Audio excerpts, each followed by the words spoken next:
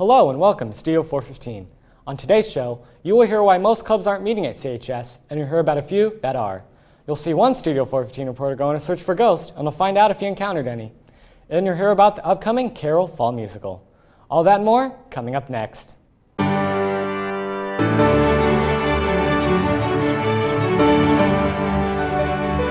We wear masks and we social distance, but we're still able to sing, which is really great. Appears to be a shadow of a man walking in the background. Then shortly after, the basement door shuts. It's just a really great community if you're looking for a place to be.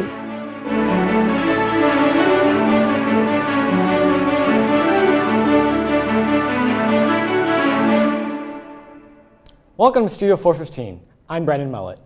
Activity period has always been a way for Carroll students to get involved in their school with various clubs that meet every Wednesday. But with the change in schedule this year due to COVID-19, Carroll clubs are no longer meeting at school during the week. Studio 415 reporter Landon Wallace joined us in the studio to tell us more about it. Since the 7-period day schedule has been changed to an everyday block period, it has become difficult for clubs to meet without an activity period. In my story, you will see how some clubs are meeting outside of school and the reasons for why some clubs are not meeting yet. Clubs are a huge part of the social aspect of school, but with restrictions on large group gatherings, they can no longer meet at CHS during the week like they have in the past. Some club leaders have taken the initiative of finding the time outside of school hours to meet.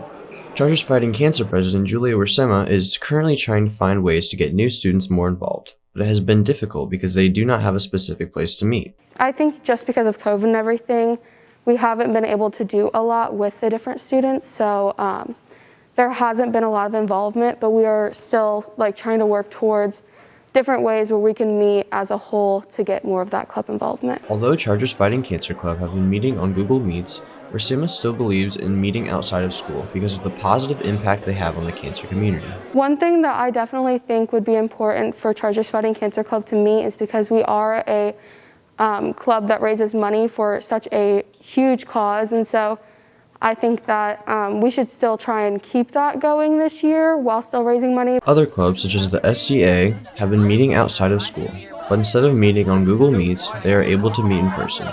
FCA, or the Fellowship of Christian Athletes, is a nationwide club for Christians in sports and students to meet and engage with each other. Since they are not able to meet at school in the morning anymore, they have been using different churches and group members' houses for their meetings each week. FCA co-leader Liz Murphy feels that although the club does feel different, FCA is starting to feel more like a community. It feels a lot different that it's not meeting at school. When we were meeting at school, it was very cool and it was a great experience and atmosphere, but now that we're able to meet in people's homes or outside of school, it feels more like a group of friends rather than such a forced school sanctioned club, I guess. FCA is still looking for more members to join every week. FCA President Evie Murphy believes that social media is a great way to find out more about the club. An easy way to get plugged into FCA is just follow our Instagram account at carol.fca, and I post every week just updates, times, places, locations, and if you have any questions, you could DM the account or just contact me in any way or any of our other leaders. Various clubs have found ways to meet outside of school, but some clubs are still trying to figure out the details to reopen their club this year. One of the most influential clubs at Carroll High School is the Random Acts of Kindness Activists, or Ractivist Club. This club, led by Carrie Weishart, is all about spreading positivity throughout Carroll. The club, unfortunately, has not been able to meet yet this semester. Weishart says that her decision of Ractivists not meeting first semester had to do with the students, as she did not want to pile more onto her club leaders. As much as I wanted to start Ractivists, because I feel like kind of the idea of Ractivists and who we are is really good for a time like this. I knew that my leadership, who are mostly seniors at this point, needed just a couple months to kind of figure out what life is supposed to look like. Even with all the restrictions this year, clubs are still hopeful for meeting. If you want to get involved, contact a leader. For Studio 415, I'm Landon Wallace. Along with the trees changing colors and the weather beginning to get chilly, fall brings Halloween and a lot of speculations of a spooky season. Some people don't have the nerve to investigate these topics, but Studio 415 reporter Casey Bain brings us an insight of some of the potential haunted areas in Fort Wayne. Fort Wayne has a lot of stories that just can't be explained. In my story, I took a deeper look into whether or not there is any truth to any of these spooky rumors. Other than the name, Devil's Hollow may just seem like an ordinary road, but some believe that there was once a house on this road that burned down and killed an old lady that lived in it, leaving only an old chimney, which still stands today. Rumors have accused this lady of potentially being a witch and haunting the property, chasing off trespassers. These stories also state that there were police reports of cults doing rituals and sacrifices here, but we were unable to find any evidence supporting these statements. After investigating the area and coming up empty-handed, the probability of these being factual are very slim and probably not true. But nobody can be 100% certain. Our next stop was Chapman Road. Apparently, if someone stops their car in the middle of the night at the bottom of the valley, a mysterious force would pull the car backwards up the hill. Again, we were unable to find any evidence that these were true, and after sitting at the bottom of the hill for 45 minutes, these stories are probably false. Again, nobody can be certain. After the first two locations failed, for the third one, I wanted to go inside of a haunted house and spend the night alone. There, I would also interview some of the people who believe this house to be haunted. I would then come to a conclusion on whether or not this house was haunted or not. It's an older farmhouse, and it was built in like 1800s or 1900s. My daughter purchased it 3 years ago. It was owned by an elderly gentleman who passed away after living there several years. Throughout the night, I wore a camera on my chest along with a camera I carried by hand. I had a very large flashlight and a backup one on my belt that doubled as a taser. I didn't think I would need that one, but it was better to be safe than sorry. In order to record everything possible, I set up a camera in each of the 3 rooms: the living room, the basement, and the guest bedroom.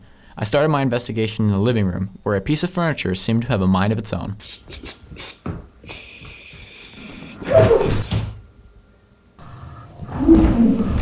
We are unable to explain why the chair opened up, but there is a possibility that it's just an old couch, so we can't assume anything paranormal at this point. But it didn't take long for more of the unexplained to arrive. Right, I've been here for about 45 minutes now.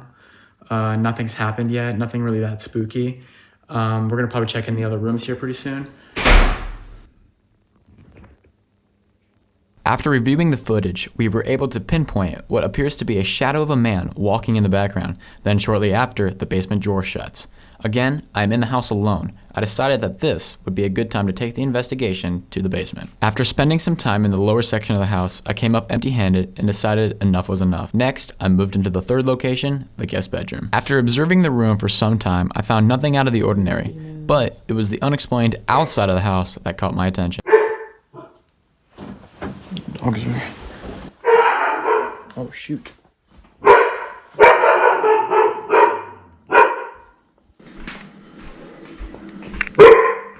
are you barking at? Huh? They have some dogs, and their dog inside, when it's inside, will randomly just start barking at something that's not there. What do you see? I figured that this needed to be investigated outside.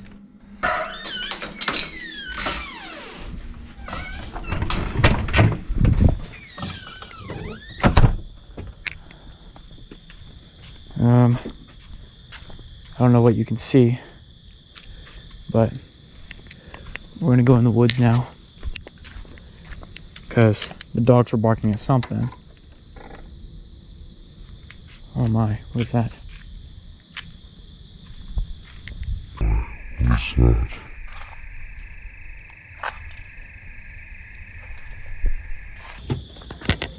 I'm locked out of my house. This would conclude the investigation because I would be unable to get back inside the house. But with the gathered video evidence of these unexplained events, this house actually just might be haunted. For Studio 415, I'm Casey Bain. This week's Charger Challenge puts the focus on a club sport and the athletes that participate in it. Host Andy Newman takes the Charger Challenge to the lacrosse field.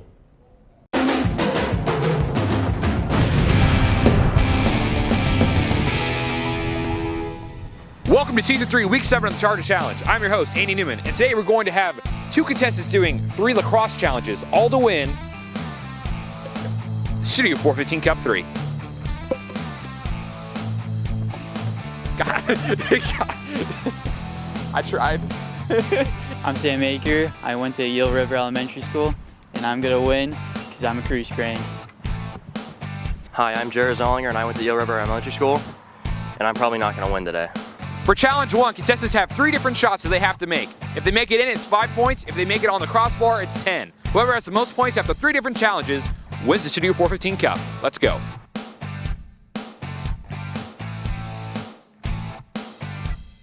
All right, Sammy, you're up with your first shot. Sammy, you ready? Yep. All right, top left.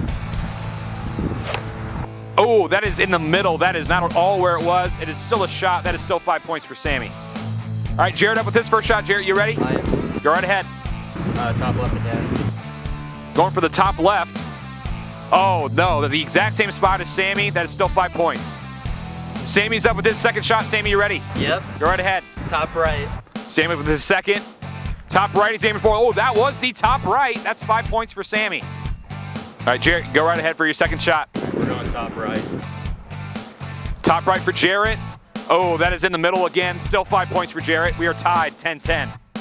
All right, for the last shot, you have to hit the bar in order to get points. If you do not hit the bar and it does not go in, you do not get any points. Sammy, you ready? Yes, sir. Go right ahead. All right. Can you hit the bar? No, just right down the middle. That is nowhere close to the bar. All right, Jarrett up with his final shot. He's still tied. Do you believe in yourself, Jarrett? What? Do you believe in yourself, No, Jarrett? I don't. Oh, he doesn't believe in himself. Just go right ahead, though. No, way over.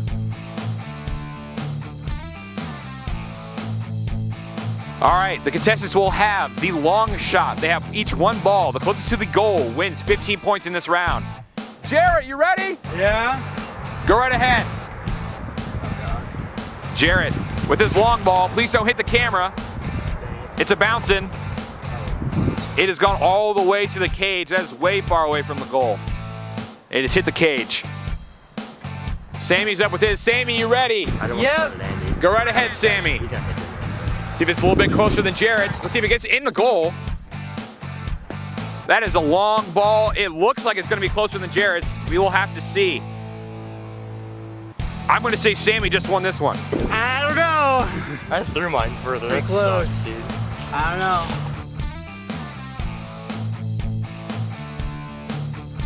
know. Up first in the final round is Jarrett. Jarrett has to make 2 goals on all-star goalie Trace Muley. Each goal is worth 10 points. Jarrett, you ready? Who deemed these terms? Go right ahead. Jarrett with his first attempt. He's winding up. Is Trace going to stop it? Trace did stop it. Good for Trace. Well, that's unfortunate. All right, Sammy's up with his final one. Sammy, if you sink this over Trace, you win. You ready? Yep. Go right ahead. Bottom left. Oh, he's calling his shot too. Oh, Trace stopped it. Hi, boy, Trace. All right, Jarrett, we have switched up the rules for you. If you hit the bar and it goes in over Trace, you get 20 points. You are 5 ahead of Sammy. You ready? Sure. Has to make this one. He's winding up. Can he do it? No, Trace saves it. Sammy has just won this competition. After the challenge, your man, your myth, your absolute legend of lacrosse, Sammy has won. Sammy, how do you feel? I feel amazing. It was too easy anyways. That's big facts. How do you feel, Jarrett? It's a sad day.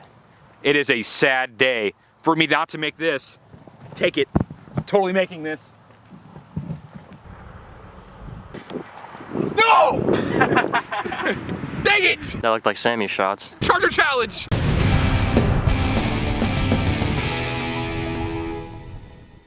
This week's weather's getting scary. Let's find out from weather specialist AJ Bain with what the forecast will be for Halloween. AJ. Thanks, Brendan. So some storms will be moving in from the south. They shouldn't reach us anytime soon. We will see some snow flurries hit us just short in the west of Illinois, but they shouldn't reach us. Taking a closer look at Indiana, Wednesday, we'll have a high 54, low 37. Should be sunny, but it could start getting that rain later in the night, but not a high chance of that. Thursday, we're definitely going to see some rain, about half an inch of rain, 90% chance of that. High of 46, low of 34. Friday, we're going to have a high of 48, low of 26. Should be dry with only about a 20% chance of rain. The Chargers will be taking on Warsaw for that sectional football game that night, and it should be relatively sunny, just a bit chilly, especially later that evening, but great football weather for that. Saturday, cross-country state for both boys and girls. That morning should be sunny, no rain, great running weather, high of 53, low of 38. Following into Sunday, the temperature won't change very much, being a high of 52 and a low of 32. It should be sunny, maybe a little bit of clouds, dipping into those freezing temperatures as we get farther into the winter. But that's in the evening. So that's all from me. Back to you, Brendan. Thanks, AJ. Every year, students can always look forward to the Carroll High School musical. However, this year, things are a bit different. Studio 415 reporter Lucas Harold has the details. The 25th annual Putnam County Spelling Bee is a musical originally performed on Broadway in 2005. The comedic musical centers around a strange and eccentric group of elementary school students competing in a spelling bee.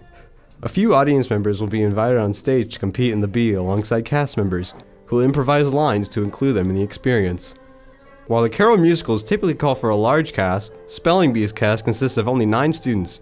Carroll sophomore Trinity McFarland, who previously performed in last year's show, Elf, believes that the smaller cast allowed for a chance to get closer with her fellow cast members. I like that this year's a smaller cast, so I kind of know everyone already.